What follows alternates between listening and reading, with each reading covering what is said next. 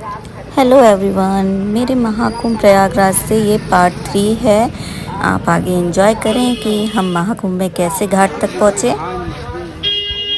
ये झूसी है जहाँ पे अभी मौनी अमावस्या पे भगदड़ हुई थी और अभी भी आप देख सकते हो पब्लिक।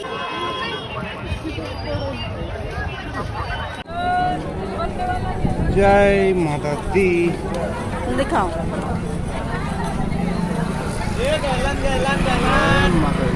यहाँ से हमने थोड़े से फूल भी खरीदे हैं क्योंकि अभी हम गंगा घाट पे नहाएंगे, उसके बाद गंगा आरती करेंगे और ये फूल प्रवाहित करेंगे गंगा नदी में। ये है सोनू और वो है सोनू योगी जी का हेलीकॉप्टर है ना। वो सोनू को फूल बरसाने आए योगी जी और मैं खो नहीं जाऊँ इसलिए सोनू पूरा हाथ पकड़ के चल रहे हैं। साथ साथ संगम में जाएंगे। फाइनली हम संगम घाट पहुंच चुके हैं और ये सोनू हर हर गंगे हर हर गंगे ये भैया बैठे हैं। अब हम लोग डुबकी लगाएंगे पानी में पहले तो, और उसके बाद पूजा अर्चना भी करेंगे। और ओ भाई यहाँ कहाँ से कर रहा है यार बाबूजी, इधर तो देख ले। सबके लिए फिर गंगा जल भी हम यहाँ से लेंगे। सब जगह भीड़ है ना। आप देख रहे हो सोनू मुझे पानी में भी हाथ पकड़ के ले जा रहे हैं। उसका रीज़न है क्योंकि मुझे पानी में बहुत डर लगता है। एक बार मैं शाम कुंड में गिर चुकी हूँ क्योंकि, और फिर मैं घर से अपना जैसे तांबे का लोटा लेके गई थी उसके द्वारा, और हमने हाथों की सहायता से भी पहले तो सूर्य देवता को जल अर्पण किया और उसके बाद हमने एक साथ हाथ पकड़ के गंगा मैया में डुबकी लगाई। हमने जितने भी मेरे परिवार के मेंबर हैं उन सब का नाम लेके भी डुबकी लगाई। साथ ही साथ मैंने यूट्यूब फैमिली और अपनी इंस्टाग्राम फैमिली और जितने भी मेरे आसपास मेरे जितने भी शुभ चिंतक हैं उनके लिए मैंने मंगल कामना की, जग कल्याण के लिए मंगल कामना की। सभी का अच्छा हो, गंगा मैया सभी पे अपनी कृपा रखना। गंगा में स्नान करके हमारी सारी थकावट उतर गई। वाकई में गंगा मैया का पानी इतना अच्छा है, इसे अमृत स्नान ऐसे ही नहीं कहते हैं दोस्तों। जैसे हमने पानी में डुबकी लगाई ना, सारी थकान चिंताएं सारी हमारी गायब हो गई। और मतलब इतना अच्छा लगा हमें कि 144 साल बाद ऐसा सौभाग्य हमें मिला कि हमें भी इस गंगा स्नान का अवसर मिला।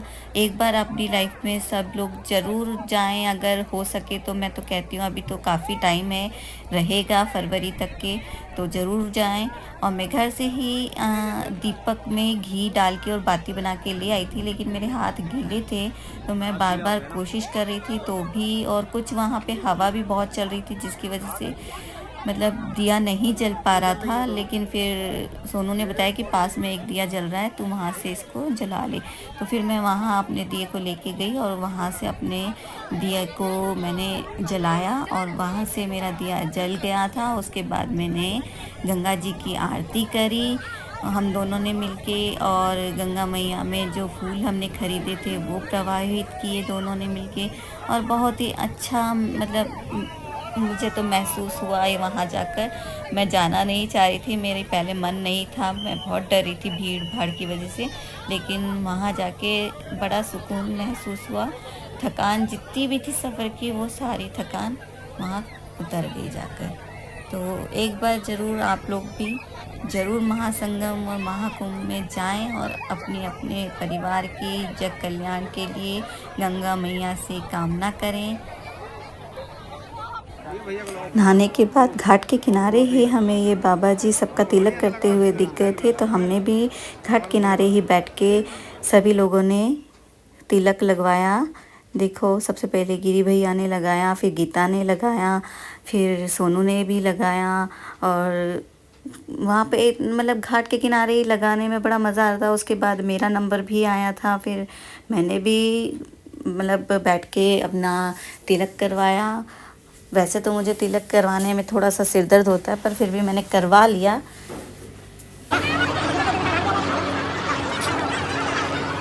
अब हम लोग यहाँ से निकल रहे हैं संगम घाट से। नहाना हो गया, स्नान हो गया, तिलक हो गया, गंगा जी की आरती कर ली। यहाँ से हम लोग सिंदूर और बिंदी के पत्ते भाभी के लिए, बहन के लिए, सबके लिए लेके जा रहे हैं महाकुंभ से। ये वो जगह है जहाँ गुमशुदा लोगों के लिए अनाउंसमेंट कराई जाती है। ये देखो यहाँ पे अनाउंसमेंट हो रही है, जिन जिन का नाम लिया जा रहा है ये वो गुमशुदा लोग हैं। आप मेला क्षेत्र में जहाँ कहीं भी हो, भूली भटकी महिलाओं एवं बच्चों। अभी भूख लगी है इनको थोड़ी थोड़ी। यहाँ पे खाने की कोई खास व्यवस्था नहीं है, इसलिए चना चाट ले रहे हैं।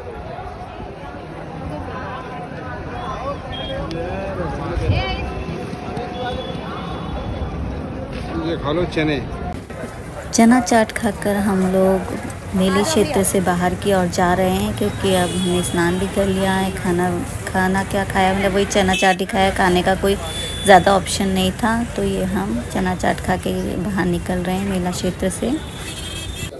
तो स्नान के बाद जैसे हम अपना मेला क्षेत्र से बाहर निकलते हैं, उसके बाद हम धीरे धीरे अपनी जहाँ गाड़ी पार्क की थी, जिनके घर शालिनी पांडे, जैसे मैंने आपको पहले भी बताया उनके बारे में, प्रयागराज में जो रहते हैं, तो बहुत ही अच्छे लोग हैं, अच्छा काम कर रहे हैं, धर्म कर्म का काम कर रहे हैं। और जैसे हम उनके घर अपनी गाड़ी लेने गए, उन्होंने हमें बिना चाय के जाने नहीं दिया। उन्होंने कहा आप अंदर आइए, थोड़ा सा ब्रेक भी ले लो, थोड़ा रेस्ट भी हो जाएगा। और साथ में उन्होंने हमारे लिए चाय और नाश्ते का प्रबंध किया। उसके बाद हम प्रयागराज से अपनी कार लेते हैं और निकल जाते हैं। ये देखो प्रयागराज का कितना अच्छा व्यू है।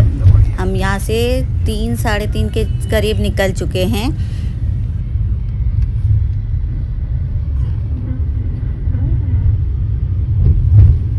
नहा के घर से ये देखो यहाँ पे कितना जाम लगा है, और ये देखो सूर्य अस्त भी हो रहा है शाम को।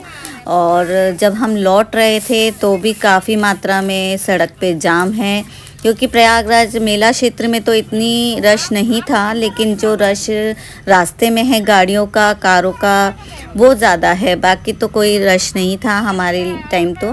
बाकी हो सकता है आगे आने वाले टाइम में रश हो, क्योंकि 12 तारीख की पूर्णिमा है, तो उस दिन हो सकता है रश हो। तो फ्रेंड्स, हम लोगों को प्रयागराज से 3 साढ़े 3 4 बजे निकले होंगे ना सोनू?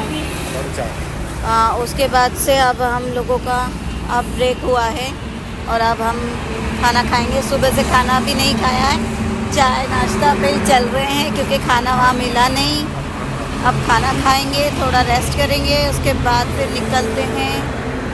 तो बड़े थक गए 2 दिन में बाइक कार घूमते घूमते, है ना।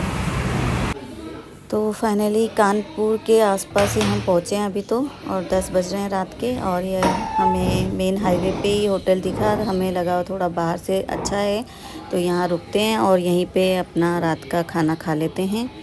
बाकी देखो खाना कैसा है यहाँ का।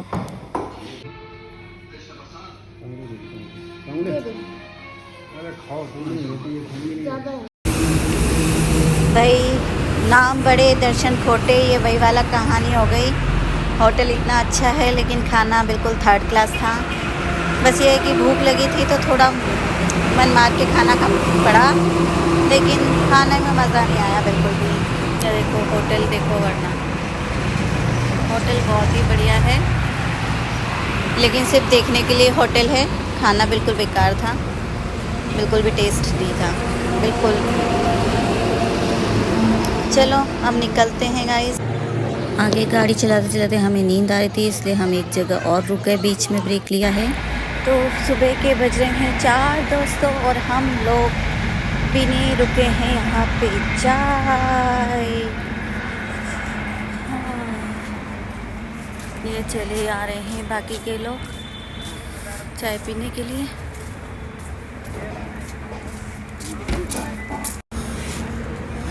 चलें सोनू, चाय पी ले, फिर थोड़ी सुस्ती भगाएं। गरम गरम चाय, ठंड लग रही जो लग।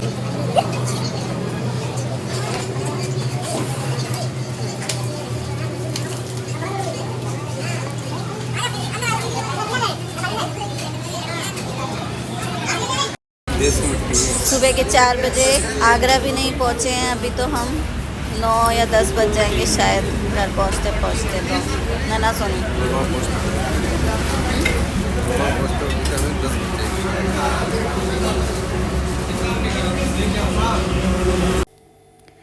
तो गुड मॉर्निंग फ्रेंड्स, ये देखो सुबह सुबह उगता हुआ सूरज कितना सुंदर लग रहा है और बज गए हैं सुबह के 7 और हम पहुंच चुके हैं मथुरा से आगे। और ये देखो मैंने अपने हाथ पे ही अब इन सूरज देवता को कैसे रखा है, कितने सुंदर लग रहे हैं। और इधर सुखदेव का ढाबा जहां हम पीने आए हैं चाय।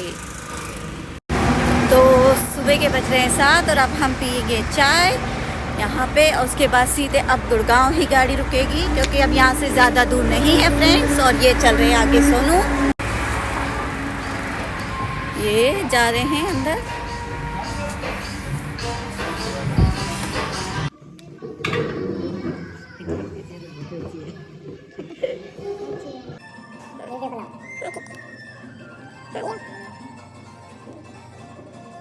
फाइनली गाइस हम लोगों ने चाय बिस्किट कर लिया है सुबह सुबह और अब हम निकल रहे हैं यहाँ से।